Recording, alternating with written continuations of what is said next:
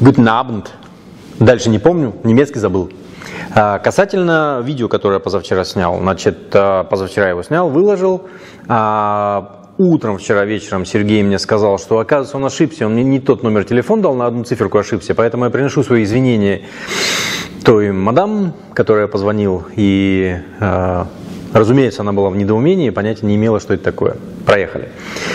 После того, как Сергей мне дал правильный номер телефона, я позвонил по этому номеру телефона, представился, спросил, что по вот этой винтовке, на месте ли она еще или нет. Человек сказал, да, на месте. И я ему стал объяснять ситуацию, и он говорит, что, ну да, I am Jack Hunter. Мы мило побеседовали с ним.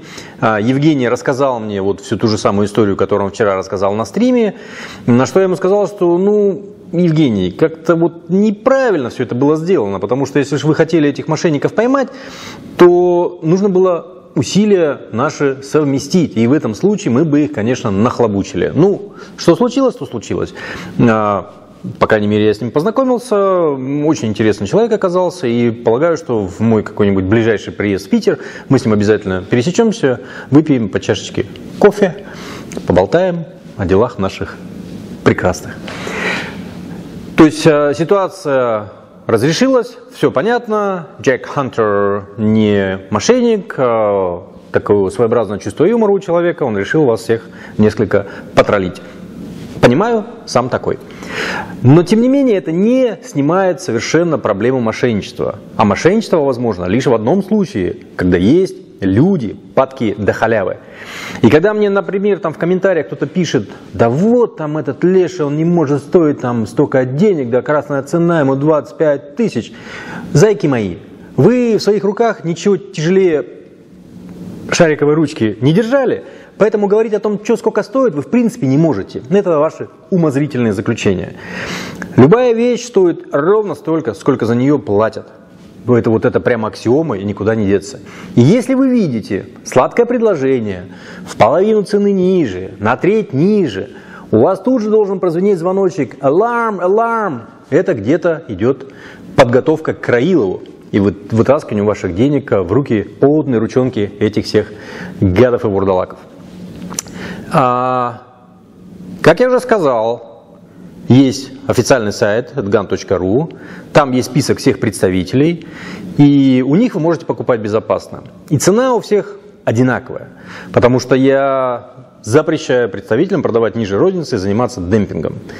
И касательно Эдгана, вы точно должны быть уверены, что если цена ниже, и это не БУ, вас разводят.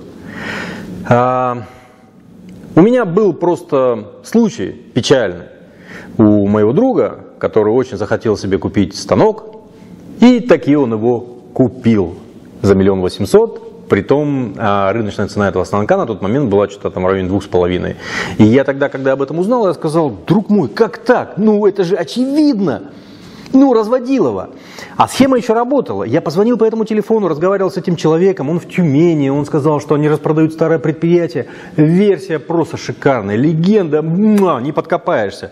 А я ему сказал, мужик, а у тебя говор-то такой южный. Тогда уже нас СВО еще не было, мы не знали, что колл-центры находятся все в этой стране 404. И он так, несколько замялся. Ну да, говорит, я вот там из Ростовской области что-то начал отмазываться. И мы пришли в милицию, мы написали заявление, и товарищи сотрудники полиции очень любезные были, вообще не придраться, молодцы. Они действительно расследовали, они действительно нашли человека, который по карточке эти получал деньги. И как я Евгению сказал, то есть его желание было хапнуть их там на приходе денег, это просто обычные мурзилки, которых вот за долю малую используют для того, чтобы на их имя получать карточки, идет обнал, курьеры забирают денег, все. То есть схема практически не раскрываемая. Если там они кто-то сами по глупости своей не проколятся. Поэтому не ведитесь на дешевые разводы. Вы же знаете, да? Бесплатный сыр только в мышеловке. Если уж прям так не терпится расстаться с деньгами, можете просто сделать мне пожертвование. Это донат называется сейчас, да? Так это модно. Многие сейчас там на каналах донатируются.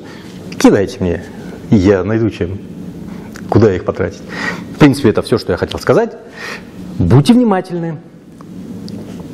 заработанные кровавыми мозолями, видите, какие мозоли, деньги нужно беречь. Спасибо, пока.